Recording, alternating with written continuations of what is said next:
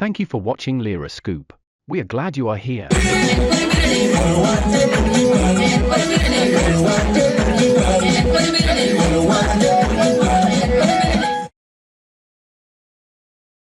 My name is Dr. Sio Mary Teddy. I'm an Assistant Commissioner in charge of seed inspection and certification at the Ministry of Agriculture and more Industry and Fisheries. And under this project of Uganda Climate Smart Transformation Project, I am a supervisor of the Lango region, which is composed of 6 districts. And we are here to do a training of trainers. We have called all the extension staff, the leaders of the extension staff at the district who are participating in the project, to train them so that the project can kickstart. We are looking at the crop value chain. You know, in this project we have other value chains like livestock, fisheries, and insects, profitable insects. But in this training, we are handling the crop value chain. We want this extension staff to go and train others who are involved in the project to begin the project. This project is started in this region by registering the farmers and profiling them. Now money was sent to the districts and they are supposed to begin. The farmers in this season must start redeeming their inputs that are sold through the e-voucher system. They now can, after this training, the trainers here, the extension staff, are going to encourage the farmers or show them how they are supposed to ask for inputs, so that in this season, which is planting maybe next month, in March, mid-March or late March. So they need to start asking through the e-voucher system so that these are planted. The training has gone very well for 3 days. We started on Tuesday, yesterday, Wednesday, and today we are winding up Thursday. The training has gone very well. We had trainers from the Ministry of Agriculture who had also gone through a thorough training with the support of World Bank to be able, and other technical staff, to be able to pass on the information, technical information that should cascade down to the farmers. So these trainers have done a good job. They had a good team here that came from the ministry, and they have thoroughly trained this extension staff who are going to share the knowledge with the farmers and other lower sub-county extension staff. So the training is ending today, and we have set plans. Every district has set a plan of how they are going to take it forward. They have registered profiled farmers, so they are going to, those who are profiled and have done the cost sharing. The cost sharing is 20/80, where the project is providing 80% of the funds and the farmers are co-funding 20%. So those groups that have already paid the 20% are able to kickstart. So the districts have promised us they are going to begin with those districts. They are going to begin with those groups. They are going to ask for their money, for their inputs through the e-system, and they will be supplied. These inputs include seed, fertilizers, protection, that is insecticides, and pesticides. So all those they are going to request for them, and they will be given.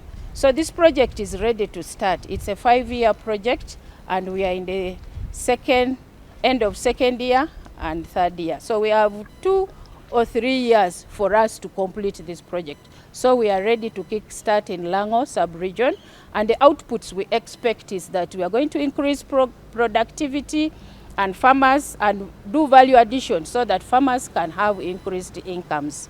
Thank you. Wow. We understand the project is for 5 years, and being the second year, we are still training the trainers of trainees. What gaps are we trying to cover in this? The gaps we are trying to cover is that the farmers have been lacking genuine inputs. So in counterfeits is what we want to fight. We don't want the farmers to use counterfeit seed, counterfeit agrochemicals. All of this, we are closing the gap. And of course, our farmers have not been having the resources. So World Bank has come in to give a financial hand so that the farmers can obtain this and they continue using. We are also closing the gap of lack of information. We are sensitizing the farmers so that they know what they are supposed to do, and they continue to use improved seed. We are teaching them what a quality seed is and what quality agrochemicals and safe use of these chemicals, because the farmers have been misusing the chemicals and causing diseases to themselves. So, wow, thank you for that. From inside, there was some heated discussion about cost sharing. It seems like some farmers are not able to pull the 20%, and yet they are willing to participate in this. What would be your message? The message that we give farmers, that for anything, it is an investment, agricultural production, especially because we want to shift them from subsistence farming to commercial farming. There is nothing commercial you can do. It's like any business they do in the village, selling soap, selling salt. You must put in something. So we want to the message to all farmers that this 20% is a small amount of money. Let them endeavor to put a small investment for them to get a big investment. Let them look out the benefit of it. At the end of the day, they are increasing their incomes and improving their livelihoods. There is a huge benefit out of it compared to the 20% they are contributing. The message to the extension workers, we've already told them that let them begin with a mindset that this project is good and is going to improve the farmers. So when they change their mindset, and they should also know that it is possible to increase agricultural productivity if you do correct things. The second message is that climate change is real, and so we must get smart. So the SMART project has come in timely to help us mitigate the effects of climate change. So the extension workers, we've called upon all of them to put in effort, to be positive about it, and train the farmers. It's not only about getting inputs, but it's also about a mindset change and giving knowledge to the farmers to enable them to do things correctly. Thank you very much. Maybe lastly, we understand Lango sub-region has got 10 administrative units, but only 6 has been selected. What could be your message to those farmers in the other 4 administrative units that might be interested in this project? For now, we shall go with those that have been selected. But we know every project, if you do well, there is a possibility of extension and scaling out. So let them wait. If we do well, those who have been selected are the ones that should now help so that do well, so that these projects, other administrative units also stand a chance to be selected in the next phase. My name is Patrick Onya. I work in Otuke as a senior environment officer, but also dabbling as a natural resources officer. I am really happy and privileged to be part of this 3 days training organized by MAIF, implementing the project of Uganda Climate Smart Agriculture Transformation Project, which of course it's intended to transform our farmers, undertaking a different agricultural value chain. For example, in Lango here, we are under the component of citrus, that is a value chain. We are also under crops, and then there are also other value chain like beneficial insects and then animal.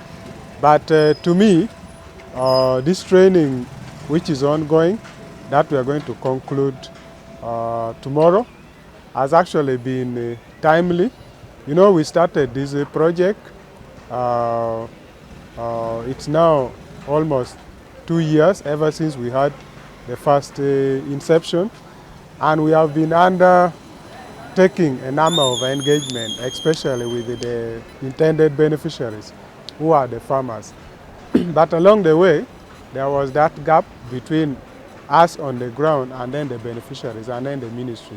So today's training, which is ongoing, we are gaining more knowledge and skills which is intended to make us now go and re-energize in the field so that we pick up from where we stopped. We had already undertaken a number of activities like mobilization and awareness, registration of groups, profiling them, and even some groups that had already agreed on the enterprises that they are going to undertake have already started co-funding. So this training now, we are appealing to the ministry that as we finish this training, there should now be no gap. We should go and then continue from where we stop, and then the inputs are also given to the beneficiaries who have already co-funded, so that the upcoming rain, we again don't miss the planting season, especially those ones who are in the crop value chain. Because I know time is also not on our side. We have already lost enough, and now we need to kickstart right away so that the farmers stop yearning, and then they really have actual implementation on the ground, and they're also able to benefit, so that we transform our community who are still in the subsistence economy into money economy, so that they are able to also compete in the money market. So my appeal to the ministry is that we are really very happy with this training, and like I said, all the necessary tools should be given to us when we are going back, so that we now continue from where we stop and then impact new knowledge that we have acquired in this training to the farmers and our beneficiaries, so that they are able to have this project. They are also able to appreciate what this project envisions, so that we see them being transformed to another level. Thank you. Yeah, maybe for the last 2 years that the project has already started, what's the uptake of this project? How are the local communities responding to this? Okay, the uptake is good. You see, what normally makes a project very successful is if the physical or the tangible output or impact is seen within a very short time on the ground. Yes, we have had a number of, or a longer period doing awareness and sensitization, which for us, we feel we have done enough, and now we need to have something happening exactly on the ground, so that the beneficiaries that are yearning for this project really see or also benefit from the project, and we can roll out or scale up to other people who are still sluggishing, and they are wondering if at all the project will come to success, because after co-funding, people need to get whatever input they want within a short time, so that they are able to benefit. My recommendation, like I said before, we need now groups that are ready to be supported straight away, and also the skills probably that could be needed, especially also on the side of the farmers. They also need to be supported with both the tools and then the other inputs which are necessary. Thank you. My name is Awor Monica. I am agricultural officer working for Apache District Local Government. For this 3-day training, I came expecting a lot of things, and at least my expectation have been met. We have covered a lot of things, including the agronomic practices of these selected crops in Lango sub-region, especially on citrus, on mango, on ash avocado, on cashew nuts, and on soybean. And I personally expected to learn new things on the management of these crops. And for sure, our trainers really tried their level best to give us all the required practices involved in the management of these crops.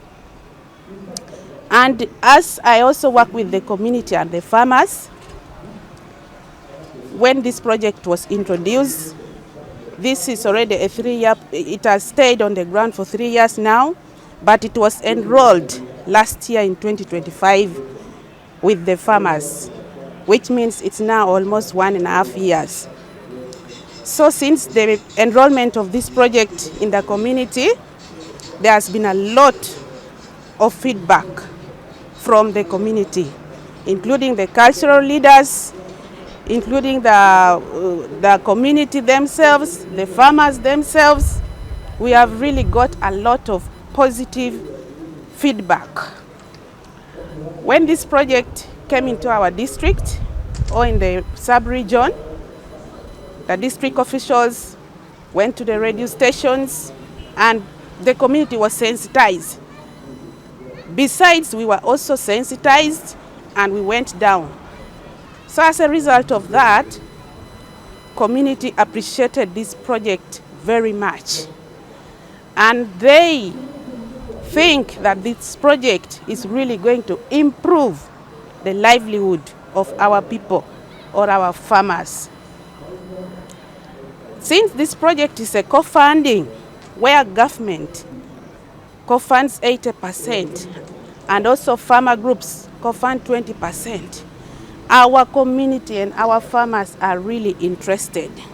And as I talk now, there are groups, especially for soybean, whom we have already finished profiling them, producing their production plans, and they have already co-funded. And their money are already in the bank, waiting for government to co-fund. Therefore, this project is highly welcomed by our community. And also, the cultural leaders and other stakeholders who are sensitized on this project are really helping us to roll down the project, to encourage their subjects to come up and take up the project seriously. So that is the feedback that we have on Uganda Climate Agricultural Transformation Project. Even if they are situated near areas where there are lakes, where there is maybe waterlogging, flooding and the rest, we have certain technologies that we can teach these farmers such that they manage their citrus very well. We have very many practices that we can teach them, like digging trenches, like mulching, and doing a lot of things in management of citrus, including control of pests and diseases, culturally, and also using chemicals as the last resort in case others fail, or when now we reach economic threshold, meaning that we have reached a certain point that we should now use agrochemicals. So I strongly believe that our farmers of Apache can grow citrus and get good yields and get profits from the enterprise. Yes. Yeah, my recommendation to the ministry and the implementers of this project would be like this. Since I am an officer who is on the ground with the community and the farmer groups, this project, as I earlier said, that members or the community is highly interested in it. I would advise our government to help bridge the communication gap. What I have seen a challenge in this project is communication gap. Communication is not flowing very well from the top up to the ground, up to our farmers. So I would advise the government not to always keep quiet for so long. Communication should always be flowing constant so that we can be in touch with our farmers, because these are farmers who have injected some money, the co-funding of 20%. They have invested their money in this project. So they would also want to make profits from this project. So if we don't communicate constantly, they also try to lose hope. So I would advise government to maintain constant flow of communication.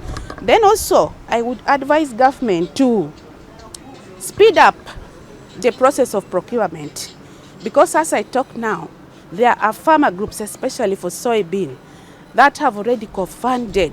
They have already collected their 20%. It's already in their bank account, waiting for the government to put their 80%. So I would advise government to speed up the process of procurement such that our farmers can get the inputs in time this season of season A 2026. Coming this March, farmers should be planting, because as an officer and other officers, we are receiving calls from our farmers. They are asking us, they are calling us, are they going to give us inputs this season? So I appeal to the government to really help the farmers and fasten the process of procurement of inputs. And I also ask government to also streamline the issues of marketing. Since citrus and mango, we know we are going to, I believe we are going to engage our farmers in this project of citrus and producing mangoes, which means that in the near future, we are going to have increased production. So as we have increased production, it means that government should help our farmers to bring storage facilities nearer to the farmers such that we avoid post-harvest losses and we maximize profits. Because that is a very big challenge. Marketing is always a challenge. Farmers go into production, and when production reaches its peak, market is always not there. So my appeal to the government is to help farmers bring storage facilities nearer and also streamline or link our farmers to market through us, the technical officers. That is also my appeal to the government. And I would also like to appeal to government to also equip extension officers, the technical officers, with more knowledge on these projects, and also to take officers to nearby countries like Tanzania, where these projects or these enterprises are already flourishing, such that we can go there, we can see what is happening there, and we get converted fast before our farmers. So that is also what I would advise government to do for us. Thank you very much. My name is Alex Homara. I'm the agriculture officer coming from Dokolo district. And yes, as you said, we have been so privileged for this meeting that so far we have spent 2 days, and tomorrow we are winding it up. We had this engagement meeting or the training that was supposed to bring us through the different technologies, the innovations, and the management practices for the selected crop value chains. And these crop value chains are, for Lango sub-region, we have soybean, we have mangoes, we have citrus, we also have cashew nut and hass avocado. But cashew nut and hass avocado, those ones will not be co-funded by the farmers. But the other 3 previous ones, those are where the matching grant will actually handle. Yeah, you said about the take-home message. See, when I came here, first of all, my expectation was when will the project kickstart the implementation? But this was addressed by the different speakers or the trainers, where actually we have been told that this year, because now we are in February, the implementation is going to start very soon, because for so far we have profiled the farmer groups. In other farmer groups, we have already developed the business plans, and that's actually the thing we are going to continue with. For the groups that are remaining without their business plans, yes, we are going to develop the business plans. And after developing the business plans, we are told that very soon we are now going to have training on the hem cash. So now that means our farmers now will be prepared for the redemption or the e-voucher services. But from this training, I've realized that when our farmers are trained on the right practices, on the right technologies and innovations, it promotes yields across the value chains. So that means after the training, we are going to mobilize the farmer groups so that we take this training, we enroll this training to the farmer groups so that we promote those practices that can enhance the yield. We promote those technologies that can enhance the yield. We promote those innovations that can enhance the yield, because we have farmers who have been engaged in soybean production. But you could find that in most cases they're only getting few bucks, 2-3 bucks, but we need to actually do more so that they can be able to attain the maximum yield. So in Lango sub-region, after this training, we would want to see farmers actually even reaching out to 10 bucks from soybean. So that's actually one of the things I'm going to take out to the farmers. We have also realized that without the use of fertilizers or the certified inputs, our farmers will still continue to have lower yields. So we are going to encourage our farmers, but because they always complain that fertilizers, they are very expensive, maybe pesticides are very expensive, but we have realized that these are some of the inputs when used on the farm, they'll be able to increase on the productivity of a certain crop. So we are going to encourage our farmers, much as they have been saying, much as they have been complaining that fertilizers are expensive or the chemicals are very expensive, but we have realized that they can actually add onto the yield increment. So those are some of the take-home messages that we are going to take to our farmers. Another one is our farmers, because this is a co-funding project, so we need to go back and mobilize the farmers so that they are able to make the 20% contribution, because the government is going to contribute 80%, so that if they are able to contribute this 20%, that means they'll be able to get the right inputs, the right chemicals, and other services from government at affordable prices. So these are also the things that we are going to mobilize our farmers to take on. During this training, we had a component of sustainable land management, where actually we discussed so many things. Why the government has introduced this aspect of avocado and the cashew nut, because now we want to restore those degraded soils. So now the avocado and the cashew nut will be able to restore the fertility. We are also going to promote the use of the organic manures, because we want to improve on the structure of our soil so that the little water that is in the soil will be able to be retained. We also need to increase the level of soil microorganisms so that we make them active, and it aids in the decomposition of those organic matter. So that means we shall be able to improve on the soil. Yes, you said Dokolo is also among the districts with degraded soils. That is very true. So that means this component of sustainable land management, we need to promote it to the highest level among our farmers. We have quite a number of actually recommendations for the ministry. One, the extension ratio to farmers, it is still very high. And we want to actually appeal to government if they could recruit more extension workers, so that at least in a sub-county, we have a number of officers who can reach out to farmers in time.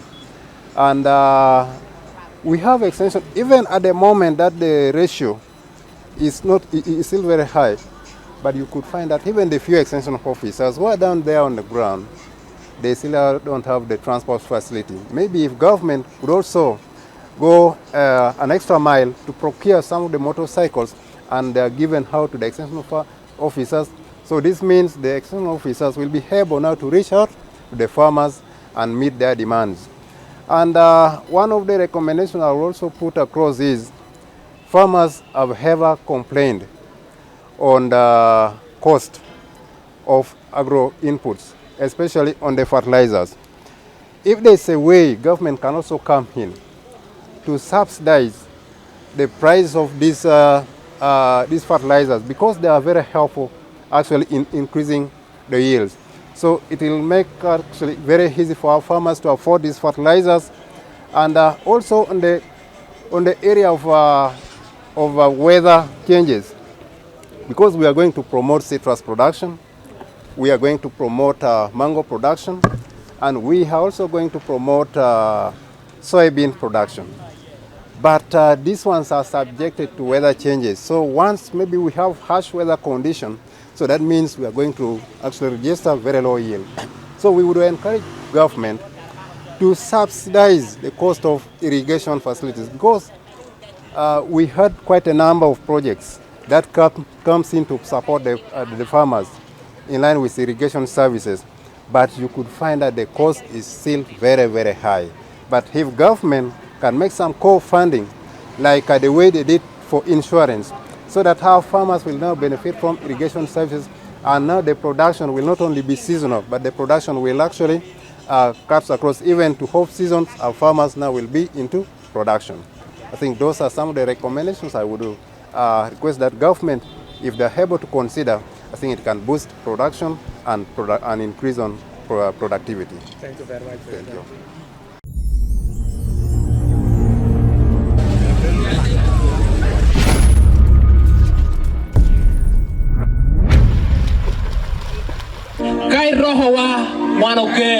Thank you for watching Lyra Scoop. We are glad you are here.